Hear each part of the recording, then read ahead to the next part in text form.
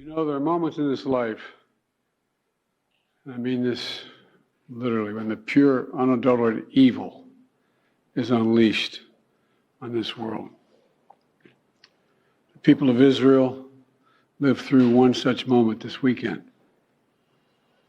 The bloody hands of the terrorist organization Hamas, a group whose stated purpose for being is to kill Jews.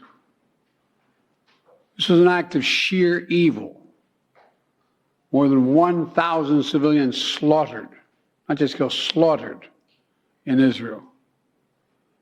Among them, at least 14 American citizens killed. Parents butchered using their bodies to try to protect their children. Stomach-turning reports of babies being killed. Entire families slain. Young people massacred while attending a musical festival to celebrate peace. Women raped, assaulted, paraded as trophies.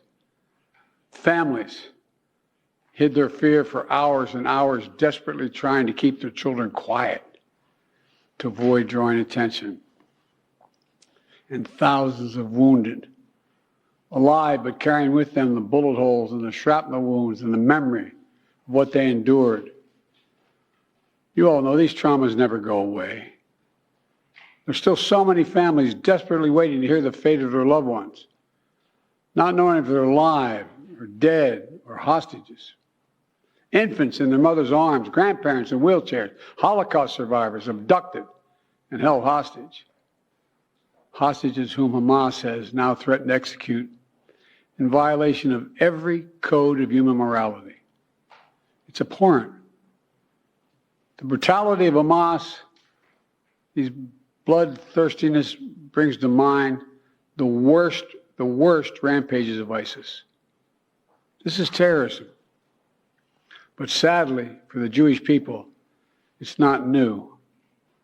This attack has brought to the surface painful memories and the scars left by a millennia of anti-Semitism and genocide of the Jewish people.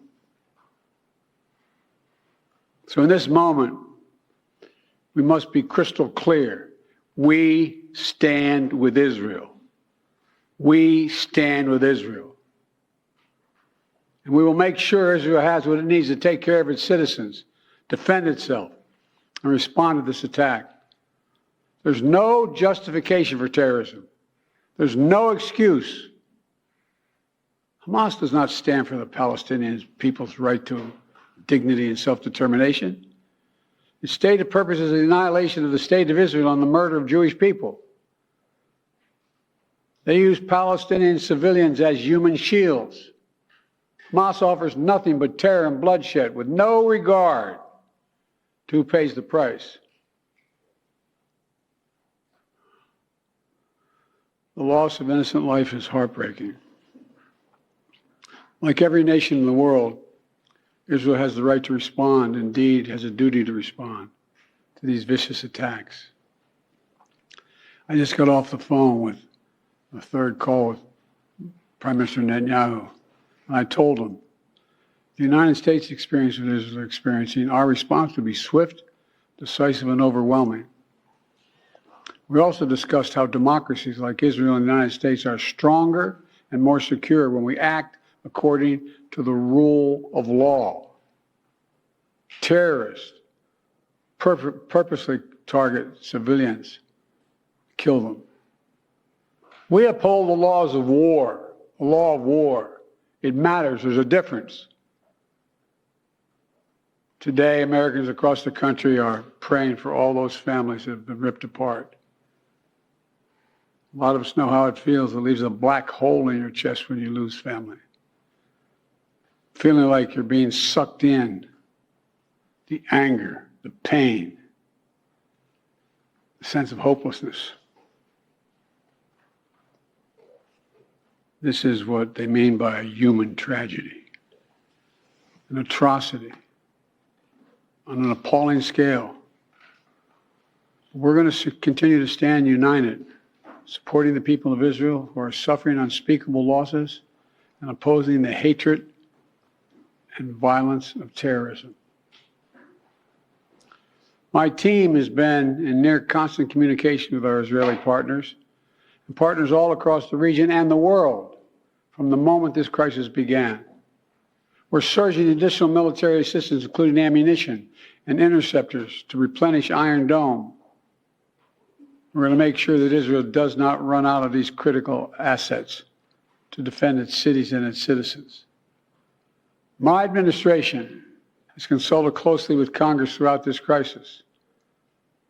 And when Congress returns, we're going to ask them to take urgent action to fund the national security requirements of our critical partners. This is not about party or politics. This is about the security of our world, the security of the United States of America. We now know that American citizens are among those being held by Hamas. I've directed my team to share intelligence and deploy additional experts from across the United States government to consult with and advise Israeli counterparts on hostage recovery efforts. Because as president, I have no higher priority than the safety of Americans being held hostage around the world. The United States has also enhanced our military force posture in the region to strengthen our deterrence. The Department of Defense has moved the USS Gerald R. Ford Carrier Strike Group to the Eastern Mediterranean and bolstered our fighter aircraft presence. And we stand ready to move in additional assets as needed. Let me say again, to any country, any organization, anyone thinking of taking advantage of this situation, I have one word: don't. Don't. Our hearts may be broken, but our resolve is clear.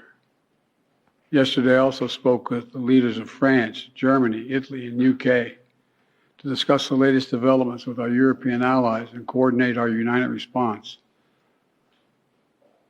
This comes on top of days of steady engagement with partners across the region. We're also taking steps at home. In cities across the United States of America, police departments have stepped up security around centers of Jewish life. The Department of Homeland Security and the Federal Bureau of Investigation are working closely with state and local law enforcement and Jewish community partners to identify and disrupt any domestic threat that could emerge in connection with these horrific attacks. This is a moment for the United States to come together, to grieve with those who are mourning. Let's be real clear. There is no place for hate in America. Not against Jews, not against Muslims, not against anybody. We reject. What we reject is terrorism. We condemn the indiscriminate evil, just as we've always done. That's what America stands for.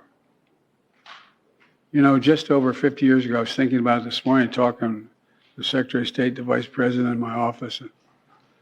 Over 50 years ago, as a young senator, I visited Israel for the first time as a newly elected senator. And I had a long, long trip, a meeting with Golda Meir in her office just before the Yom Kippur War. And I guess she could see the consternation on my face as she described what was being faced. They were facing. We walked outside in that sort of hallway outside her office to have some photos. She looked at me all of a sudden and said, "Would you like to have a photograph?" And so I got up and followed her out. We were standing there silent, looking at the press. She could tell, I guess, I was concerned. She leaned over and whispered to me, she said, "Don't worry, Senator Biden. We have a secret rep in here in Israel." My word is what she said. We have no place else to go. We have no place else to go.